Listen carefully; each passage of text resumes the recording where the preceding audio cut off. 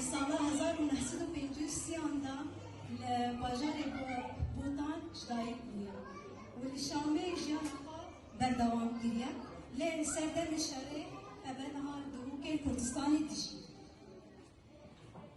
کار و برهمین دیا جوان یه روشنگیری و سیاسی و جواکی به سال 1977 دا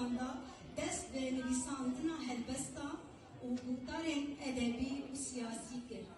و در سال 1982 دا یکم هلبست وید و برا بربان هات بلاو کرد استکهلم لسویدیا پیشی بلاوی ملولوه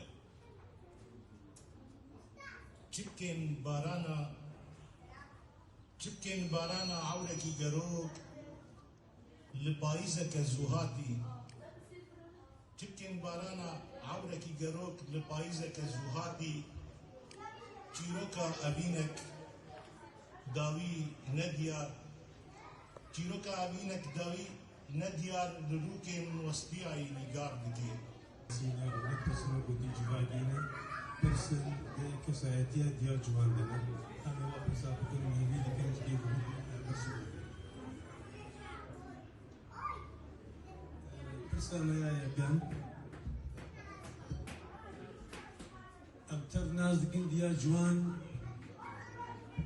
البسلانة هجا وقدر قران امتر ناس دكين بنادي ديال جوان باش بنادي ديال جوان تشيل أسألك وكلك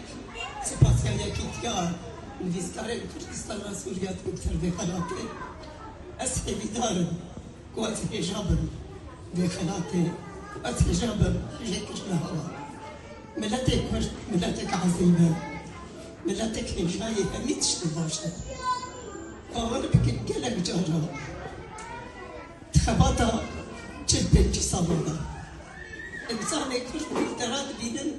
بيجن تصالح اشتي أبوتيا تصالح اشتي بنجا أبوتيا تصالح نوتي أبوتيا صالح نوتي ما تفلان درديدي أو تشتي مش بالكريم تذاكرة إيروكا مثلا أشقى بختارا أشقى زنجين في سباني أو ساماني حجي كرنو باوريا ملة المبنى